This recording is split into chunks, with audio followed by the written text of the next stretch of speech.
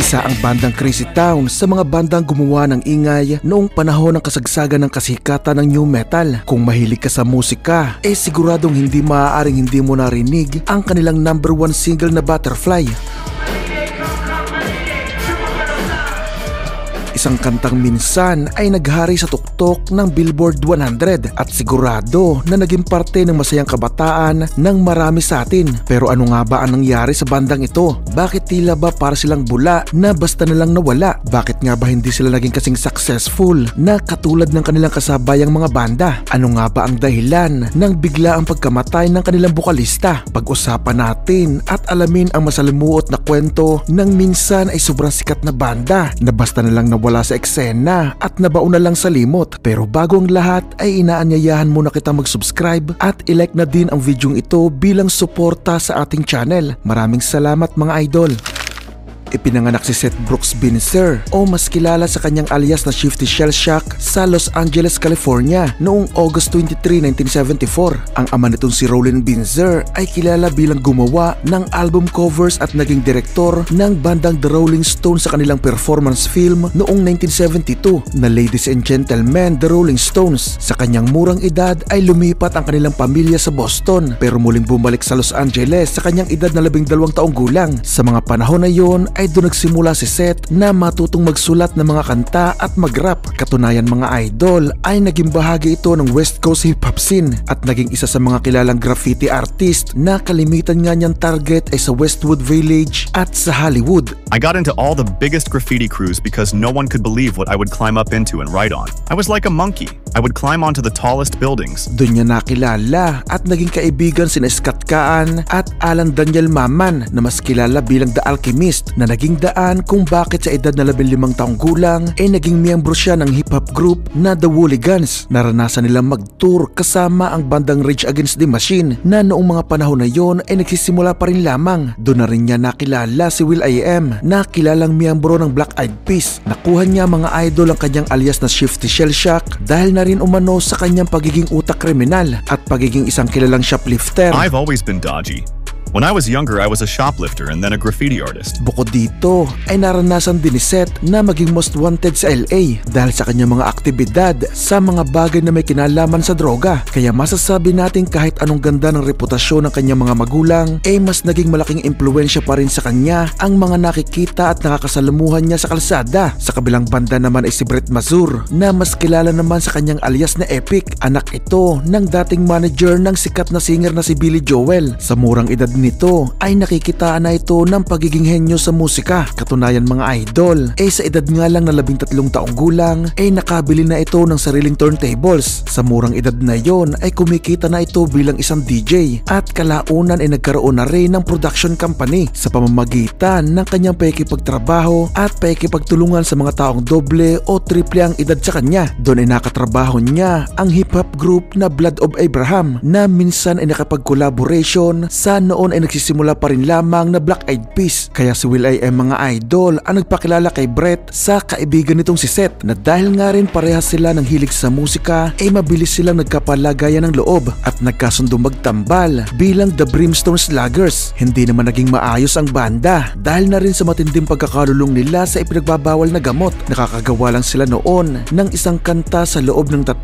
hanggang sa 6 na buwan at para makasurvive sa mga gastusin ay pumapasok si Seth bilang extra sa Hollywood Productions. Pero ayon sa kanya ay madalas din siyang pumasok sa mga illegal na gawain hanggang dumating na nga ang panahon na parehas na silang inutusan ng korte na sa pilitang magparehab noong 1997. Medyo naging maayos naman ang kanilang kalagayan pagkatapos nun. Katunayan noong makalabas ang mga ito ay nagsimula na sila mas maging seryoso sa musika. Idinagdag nila sa banda ang kababata ni Seth na si DJ AM at gitaristang si Rust Epic. Taong 1999 nila natapos ang kanilang binuong demo na saktong-sakto naman nakausuhan noon ng new metal na parehas ng kanilang tugtugan kaya hindi na sila nahirapang maghanap ng record label. Agad silang nakapirma sa Columbia Records at nakapag-open agad sa bandang Motley Crue. Noong November 9, 1999 ay nailabas nila ang kanilang debut album na The Gift of Game na nasundan agad ng kanilang pag-o-opening sa bandang Red Hot Chili Peppers. Ganun pa man ay nilangaw pa rin ang una nilang 2 single. Hindi bumenta ang 2 nilang kantang Toxic at Darkside na mismong label nila ang pumili dahil plano sana ng mga ito na maihanay ang banda sa mga sobrang sikat noon na mga bandang Korn at Limp Bizkit na pumalpak nga at nauwi sa wala. Nagbago lang ang lahat noong ma-release ng banda ang kanilang pang-tatlong single na kantang Butterfly na agad ay pumalo sa number 1 ng Billboard 100 at kilalang mga music charts sa iba't ibang mga bansa. Kaya naman nahila din ito at napalakas ang benta ng album na sa huli ay na-certified pa nga bilang platinum. Pero hindi naman nila na solo ang kita sa naturang kanta mga idol, dahil kung sisilipin natin ang credit sa mga bumuo ng Butterfly kasama nga dyan ang lahat ng miyembro ng bandang Red Hot Chili Peppers, dahil ang kantang ito ay kinuha lang sa tono ng kanta ng Red Hot Chili Peppers na Pretty Little Ditty.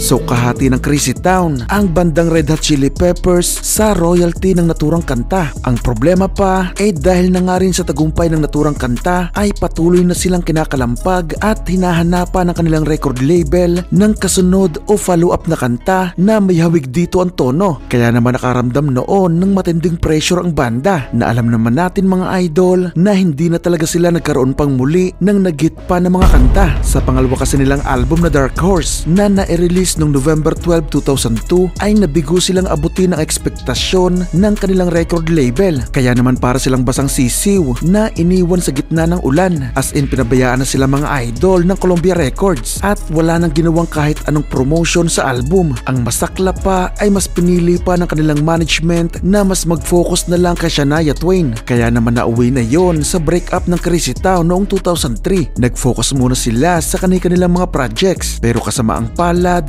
bago pa makapag-release ng album, ang bagong banda ni Rust Epic pumanaw ito bigla dahil sa atake sa puso. Nagtatag naman ng sariling production company si Brett na tinawag niyang The Pharmacy, habang nag-focus naman si Seth bilang isang solo artist. Taong 2007 noong muling naisipan ni Seth at Brett na ibalik ang Crazy Town sa eksena, pero ibang set na muli ng mga miyembro ang kanilang kasama. Nag-anunsyo sila ng paglalabas ng bagong album, pero dumaan ang ilang taon nang wala silang na-release ng kahit ano, hanggang noong 2009 ay nabalitaan nilang pumanaw na rin ang dati nilang miyembro si DJ AM na na-overdose naman sa ipinagbabawal na gamot. Ang totoo mga idol sa mga panahon na yun nga halos sa maliliit na bar o venue na lang sila tumutugtog. May nakita akong video na tumutugtog nga sila sa napakalaking arena, pero tila ba mga kaibigan na lang nila ang nagtsatsagang manood sa kanila.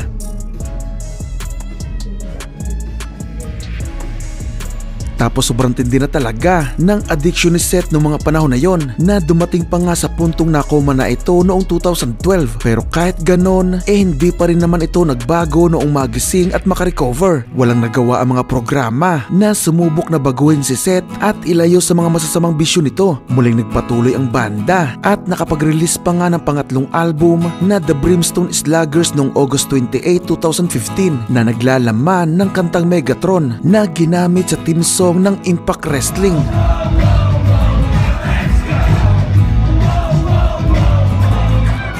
Pero nasundan na muli yon ng hiatus ng banda na tumagal ng isang taon bago na isipang ibalik muli ni Seth ang banda sa bago nitong pangalan na Crazy Town X. Iniba niya ng kaunti ang pangalan para siguro maiwasan ang problema sa posibleng pag-aagawan ng pagmamay-ari ng banda. Dahil sa pagkakataon na yon ay nag-anunsyo na si Brett na hindi na siya kasama sa pagbabalik ng Crazy Town, na alam naman natin na silang dalawa talaga ang may-ari ng naturang banda. Pero kahit naman ganon nakapagpatuloy pa rin naman si Seth sa pagtutur na gamit-gamit ang kanilang musika. Napatigil lang sila noong 2019 dahil aksidenteng nabangga ng kanilang van ang isang moose na tumatawid sa kalsada noong patungo sila sa Ontario, Canada. Dinala na noon sa ospital si Seth at dalawa niyang kabanda na nagtamo ng sugat sa iba't ibang parte ng kanilang katawan. Tapos nasundan na din yon ng pagkakaroon ng pandemya, kaya sa pilitang muling tumigil ang pagtugtog ng banda. Bumalik si Seth noong 2023 at muli nga nitong binuhay ang Crazy Town na kasama ang mga bagong miyembro. Pero sa isang tour nila sa South Carolina ay na-videohan ang madugong suntukan ni Seth laban sa gitarista at co-vocalist nito na si Bobby Reeves. Dahil yan mga idol, sa patapos na ang set ng banda noong dumating si Seth sa isa nilang gig, kaya napilitan si Bobby na kumanta na mag-isa sa stage. I'm so mad at fucking shit right now, trying hard. Pero kasamaang palad ay hinahanap pa rin ni Seth ang kanyang talent fee sa naturang gig, kaya ginulpi nito si Bobby nung wala itong maibigay. Steal my money? You robbed me! Nasundan naman yon ang pagpupost ng video ni Bobby sa kanyang IG na sinasabi nito sa mga fans na away magkapatid lang ang nangyari. What's up, everybody? Bobby from Crazy Town Level, formerly of Edema. I'm in Houston right now. Pretty fountain behind me.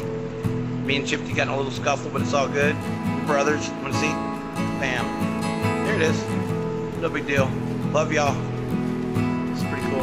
Fountain. All right.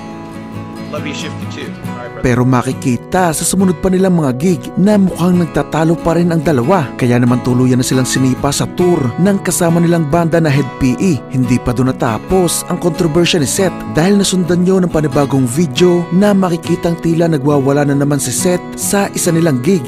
Pero noong June 24, 2024 ay natagpuan na si Seth na wala ng buhay sa kanilang tahanan. Lumabas sa investigasyon na na-overdose ito sa pinagsama-samang 3 uri ng ipinagbabawal na gamot. Hindi ko na dapat gagawa ng video ito mga idol dahil parang mula simula hanggang matapos ang kanilang istorya tila ba puro kagaguhan na lang ang ginawa nila sa kanilang buhay. Kung may mapupulot man tayong aral sa kanila, yun ay ang katotohanan kapag sinamahan mo ng masamang bisyo ang pag-abot mo ng iyong pangarap wala talagang mangyayaring maganda sa'yo. Na tulad ng bandang ito na nabigyan naman ng napakagandang oportunidad pero hindi nila yon napahalagahan dahil mas matindi na ang kaadikan nila sa bato kaysa gamitin ng tama ang kanilang talento. Oo, magaling naman sila. May ilan silang solidong mga tagahanga at makikita mo rin sila minsan na bahagi ng mga charity concerts. Pero kung mas nag-focus lang sana sila at pinagyaman ang talentong meron sila, baka hindi lang Butterfly ang napasikat nilang kanta.